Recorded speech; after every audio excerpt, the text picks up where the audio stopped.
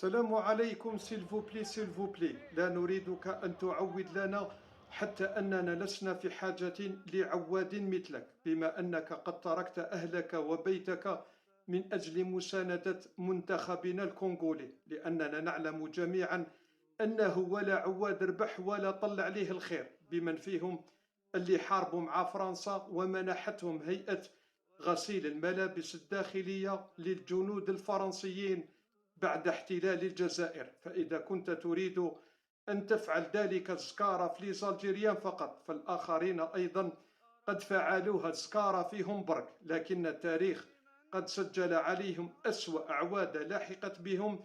ولهذا أنصحك بترك هذا السلوك الغير رياضي من أجل التخلص من أغلال الحقد والغل الذي سيجرك إلى أسفل سافلين وتبقى تحريش بين الأمم. هذا ما أراد قوله المشجع الكونغولي لصاحبنا متاع عاش الملك مات الملك، والذي تناقلته واحتفظت به كل ميديا العالم كما احتفظنا نحن بما فعل سابقه. سلام.